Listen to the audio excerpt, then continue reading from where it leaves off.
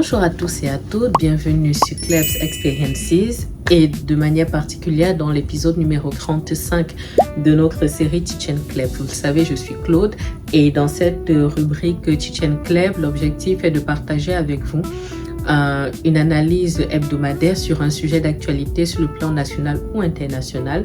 Et pour que je puisse poser le cadre, l'inspiration s'est faite d'un mode de prédication qui s'appelle Teach and Pray et qui alterne en fait des modes de prédication et des temps de prière. Donc avec Teach and Kleb, la vision est un petit peu semblable et qui est en fait d'alterner des explications sur des notions de droit et avec un sujet d'actualité et enfin la vie de Kleb. Habituellement, je vous fais un plan en 3 parties, sachant que cette vidéo, je vous la propose tous les mercredis à 20h quand j'arrive à m'y tenir.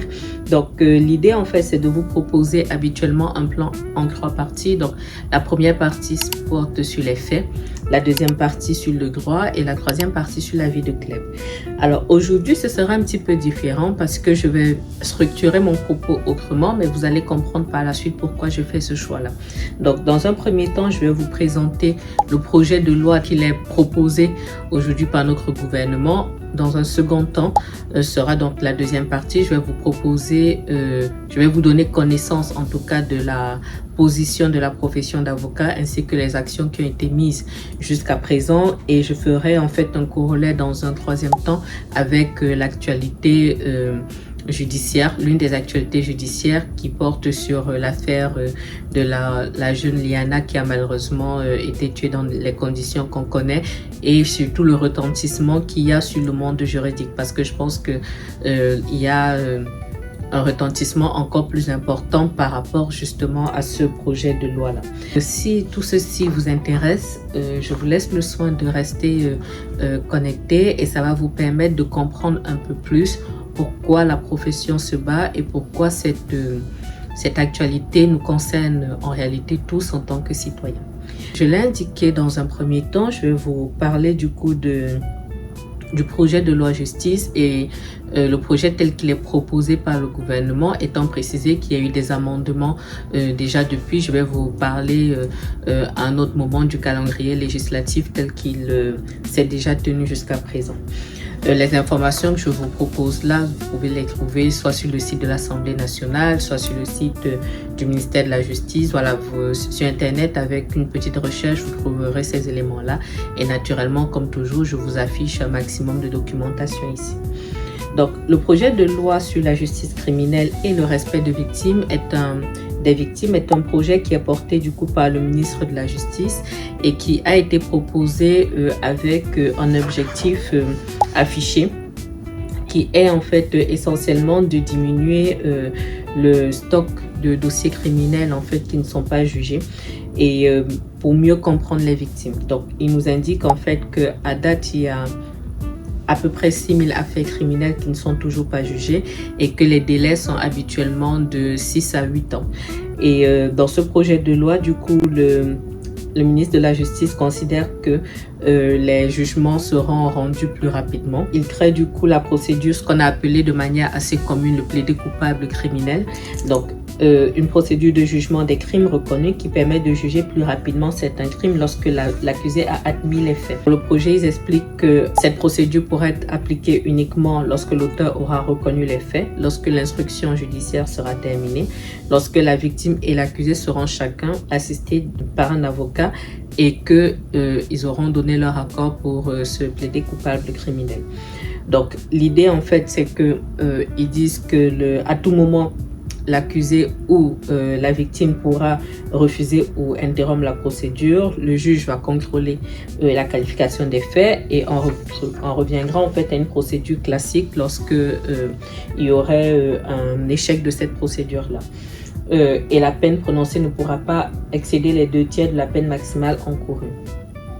Donc, je l'ai déjà indiqué ici. Donc, l'objectif, c'est de réduire les délais de jugement, éviter aux victimes la répétition d'audiences longues et éprouvantes, faciliter le traitement des dossiers criminels en attente sans sacrifier la qualité de la justice.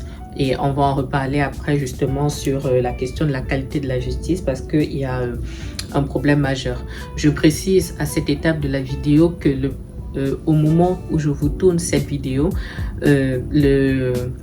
le projet est rediscuté à l'Assemblée nationale, même si je reparlerai tout à l'heure du calendrier législatif. Et le gouvernement a annoncé ces dernières semaines qu'il retirait cette disposition qui était l'article 1er du projet de loi. Donc le plaidé coupable est pour le moment retiré du projet de loi. Maintenant, il y a un autre projet de loi qui arrive, qui est le projet de la loi intégrale. Ce n'est pas complètement enterré à date. Donc, je reviens sur la présentation du projet de loi. Donc, dans un second temps, le ministre de la Justice propose du coup d'adapter l'organisation des juridictions criminelles de manière un peu plus simple. Il veut généraliser les cours criminelles départementales pour les plaidés coupables criminels. Ils expliquent en fait que donc déjà à date, les crimes sont jugés soit par les cours d'assises, soit par les cours criminelles départementales. J'avais déjà fait une vidéo ici sur les cours criminelles départementales qui ont été généralisées en France au 1er janvier 2023 pour pouvoir désengorger les cours d'assises. Et en tout cas, je vous laisse le soin de regarder cette vidéo-là si vous souhaitez avoir plus de détails sur cette juridiction-là. Le gouvernement considère que face à la forte augmentation des affaires criminelles liées notamment à la libération de la parole sur les crimes sexuels depuis 2018, cela ne suffit plus. Donc, ils veulent réorganiser la justice criminelle. Donc, ils prévoient donc d'augmenter le nombre de lieux où il sera possible de juger les crimes. Voilà. Donc, et ils disent donc que les procès criminels pourront se tenir dans l'ensemble des 164 tribunaux judiciaires de France et non plus seulement dans les salles d'audience criminelles dédiées. Donc, les règles de fonctionnement des cours criminels départementales seront simplifiées. Donc, il n'y aura plus 5 magistrats, mais 3 magistrats professionnels et 2 magistrats non professionnels appelés citoyens assesseurs. Cette disposition permettra à des citoyens volontaires justifiant de compétences en droit de participer au service public de justice. Ensuite, ils veulent améliorer les moyens d'enquête et la prise en charge des victimes. Donc, ils autorisent la généalogie génétique, donc ça permettra en fait pour les crimes non élucidés de se servir de certains outils technologiques et scientifiques dans des affaires criminelles complexes. Ils veulent enfin améliorer l'information des proches lorsqu'une autopsie judiciaire est réalisée et encadrer plus strictement les prélèvements d'organes. Et enfin, ils créent un statut de psychologue judiciaire. Donc voilà, on a 12 articles. Donc comme je vous ai dit, vous pouvez trouver le projet de loi même sur le site de l'Assemblée nationale. Vous allez voir qu'il y a eu des amendements depuis parce que lorsque le projet a été présenté, c'était au mois de mars 2026. Donc la profession a été vent debout. La profession avait fait des propositions. Donc il y a déjà eu des amendements qui ont été proposés. Le texte a été discuté au Sénat, mais face à la fronde qu'il y a eu, l'opposition très importante de la profession d'avocat et d'une partie d'ailleurs des magistrats. Comme je vous ai dit, l'article 1 sur le plaidé coupable criminel a été retiré,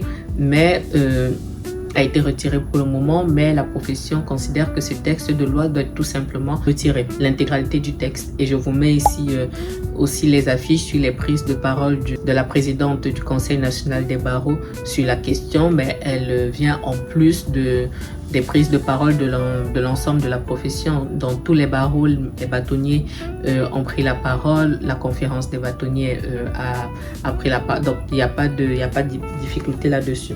Maintenant, je vais vous parler en grande 2, du coup, on va dire de la position officielle de la profession d'avocat. Vous pouvez trouver les informations que je vais vous partager là sur le site du Conseil national des barreaux. Il actualise d'ailleurs régulièrement l'évolution des actions qui sont mises en œuvre. On vous indique donc sur le site du CNB, le Conseil national des barreaux, que le projet sur la justice criminelle et le respect des victimes, qui est présenté comme une réponse à l'engorgement des juridictions criminelles, opère en réalité un basculement de notre modèle de justice pénale. Je vais résumer, mais comme je vous dis, je vous affiche là et puis vous pouvez aller lire naturellement. Donc, on nous explique en fait sur l'article, qui est d'ailleurs assez bien fait, que ces évolutions remettent en cause des principes essentiels tels que l'oralité des débats, le contradictoire, l'individualisation des peines ou encore la collégialité des décisions. Elle fragilise également la place des victimes, privées d'un véritable espace d'expression et de reconnaissance dans le cadre du procès. Et on va en reparler du coup, comme je vous disais, avec L'actualité. Je voulais indiquer, le Conseil national des barreaux a rédigé un ensemble de propositions qui ont été transmises du coup au ministre de la Justice et qui ont été soumises du coup déjà au Sénat. Certaines ont été amendées et d'autres pas. De nombreuses actions qui ont été mises en place par la profession pour pouvoir justement manifester son opposition à ce projet de loi. La dernière en date étant ce lundi 29 juin, parce que le texte a commencé à être étudié de nouveau à l'Assemblée nationale le 30 juin. Donc le 29 juin, il y a eu des manifestations sur les marches des palais avec les motions qui ont été lues par soit les bâtonniers, soit des représentants de la profession. Il y a eu des reports de toutes les audiences dans tous les tribunaux de France, et l'idée en fait c'était de marquer le coup à chaque étape, voilà, sachant que comme je vous ai dit, la profession est mobilisée sur la question depuis le mois de mars. La première dénonciation vient du coup être intervenue au 13 mars, vous avez l'information là. 2 avril 2026, autre alerte de la profession. 7 avril 2026, le Conseil national des barreaux décide en assemblée générale extraordinaire d'une journée de mobilisation, une grande journée de mobilisation qui a eu lieu le 13 avril. Et ça correspond en fait au calendrier législatif dont je vais vous parler tout à l'heure. Donc, outre du coup les autres actions qui ont été mises en place localement, il y a donc eu cette nouvelle grande action qui a été décidée pour le lundi 29 juin. Le calendrier législatif, avant ça, du coup, j'avais sauté une partie. Donc, il y a eu le 5 juin. Le garde des Sceaux nous a écrit aux représentants de la profession au 13 mai pour essayer de trouver en fait un consensus par rapport à cette grande opposition. Et le 5 juin, les propositions du Conseil national des barreaux ont été reprises, du coup, comme je le disais tout à l'heure, par les députés pour la discussion en commission des lois à l'Assemblée nationale. Donc, je vais vous reprendre du coup le calendrier législatif. Bon, je vous rafficherai là, mais j'avais sauté encore une autre page. Donc, le 22 avril, le CNB a réaffirmé sa position par rapport à ce projet de loi. Et le 23 avril, la présidente du Conseil national des barreaux a répondu de manière officielle au courrier du ministre de la Justice, garde des Sceaux, en lui réaffirmant notamment que l'efficacité de la justice ne peut se réaliser au détriment des garanties fondamentales, tout en proposant d'engager rapidement des discussions afin de porter toute proposition utile pour améliorer le fonctionnement de la justice criminelle. Donc, le calendrier législatif à date est le suivant. Le projet a été déposé le 18 mars au Sénat, adoption du texte en commission des lois du Sénat le 8 avril. Le 13 avril, il a été examiné en séance publique au Sénat. Et maintenant, là, le 30 juin, il revient du coup à l'Assemblée nationale pour être examiné, étant précisé une nouvelle fois que je vous rappelle que le ministre de la Justice, du coup, se rétracte s'agissant de cet article 1 qui est vraiment l'article qui pose le plus de difficultés, même si la profession reste sur le fait de devoir retirer intégralement le texte. Donc maintenant, je vais parler un petit peu de l'actualité s'agissant de la jeune Liana et l'appréciation par rapport notamment à ce projet de justice. Parce que de manière un peu simplifiée, ce que le ministre de la Justice explique, c'est que l'objectif, c'est de fluidifier en fait la gestion des dossiers criminels pour que les dossiers ne restent pas en attente, que les victimes soient soulagées.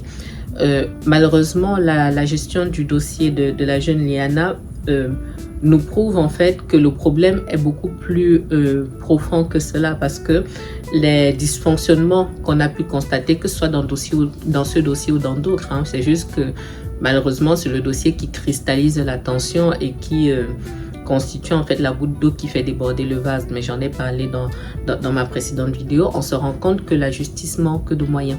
La justice manque de moyens. Il y a moins de magistrats et de greffiers que sur le plan européen. Le budget qui est alloué à la justice a certes évolué ces dernières années, mais par rapport au budget qui est alloué sur le plan qui est alloué par d'autres pays en Europe à la justice, on n'y est pas. Donc, ce qui fait en sorte que les juridictions sont engorgées, mais comme je dis, c'est un problème de moyens et les moyens doivent être alloués. Et les principes fondamentaux qui régissent notre justice ne peuvent être sacrifiés.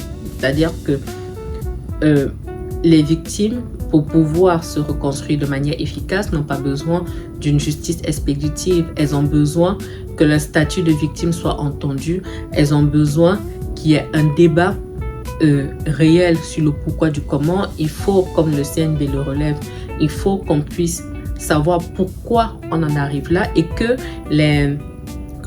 il faut cette la personnalisation de la peine, mais il faut une prise en charge, on va dire, réelle tout au long du processus. Par exemple, et vous allez normalement beaucoup plus comprendre, on se rend compte qu'en ce moment, il y a de plus en plus des crimes très importants et de plus en plus horribles qui concernent par exemple les jeunes. Je pense par exemple à l'actualité du jeune de 17 ans là qui a été malheureusement battu à mort par 5 autres jeunes qui l'ont laissé sur un chantier.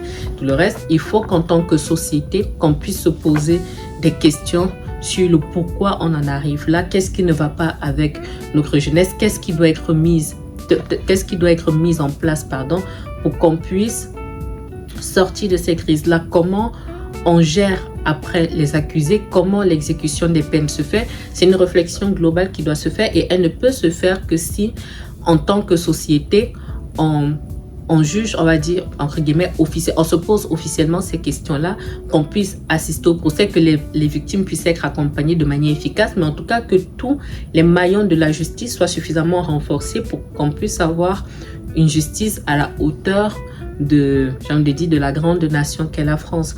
Donc, naturellement, je m'associe à la position de la profession, encore plus en tant que pénaliste, pour dire que la solution n'est pas de créer une justice expéditive. Et elle est présentée justement, le projet de loi est présenté comme étant celui qui va accélérer les choses pour que ce soit vite réglé. Mais non, ce n'est pas ce qui va régler le problème de fond. Et comme je le dis depuis le début, malheureusement, l'affaire de la jeune Liana, mais il va y en avoir d'autres. Malheureusement, c'est que si on ne règle pas ces fondations-là, si on ne maintient pas nos acquis et si on ne donne pas à la justice les moyens dont elle a besoin pour pouvoir mieux faire les choses, on n'y arrivera pas. Donc, voilà, on va dire ma contribution, ma pierre à l'édifice. On verra ce que ça donnera dans les prochains jours parce que comme je vous ai dit, le projet est en train d'être examiné de nouveau à l'Assemblée nationale. On verra ce que ça donnera dans les prochains jours. S'il y a une évolution on va dire, qui nécessite que je commente de nouveau sur cette chaîne, je ferai le nécessaire. Mais je pense qu'en tant que citoyens, nous devons tous d'abord comprendre les enjeux et nous devons tous nous mobiliser pour voir de près ce qui nous est proposé par nos dirigeants sur ces questions-là et puis bien réaliser que la justice, c'est l'affaire de tous. C'est-à-dire que malheureusement, il ne faut pas juste attendre qu'il y ait une actualité triste, qu'il y ait une actualité malheureuse pour pouvoir se dire que pour pouvoir, entre guillemets, tirer sur les magistrats. C'est pas ça la solution puisque nous autres, on les voit au quotidien. On voit les magistrats au quotidien, on voit les greffiers au quotidien. La réalité, c'est qu'ils font ce qu'ils peuvent avec les moyens qu'ils ont. Et ils n'ont pas justement grand-chose. Et que à la fin de la journée, nous sommes tous des humains. Et que si le capital humain, entre autres, n'est pas renforcé, il va craquer. Et c'est totalement normal. Je pense que tous les confrères qui font vraiment du pénal, entre autres, parce que toutes les juridictions sont en souffrance, mais là, on parle essentiellement du droit pénal. Toutes les personnes qui pratiquent le droit pénal peuvent voir ces difficultés-là au quotidien. Donc, voilà ce que je pouvais dire sur ces questions-là. J'espère que j'aurai apporté plus d'informations. Je ne vais pas dire j'espère que la vidéo vous aura plu parce que le sujet ne s'y prête pas. Mais en tout cas, j'espère que j'aurai pu vulgariser un petit peu cette notion-là un peu plus. Je vous lis dans les commentaires si vous avez des questions. Vous le savez, c'est toujours dans le respect. Sinon, c'est toujours un blocage. Je vous donne rendez-vous normalement mercredi prochain pour une nouvelle vidéo Tchétchène Club sur un autre sujet d'actualité. Je vous souhaite de prendre soin de vous avec cette température caniculaire. Je vous remercie pour votre fidélité ici et je vous dis à bientôt sur Klebs Experiences. Au revoir.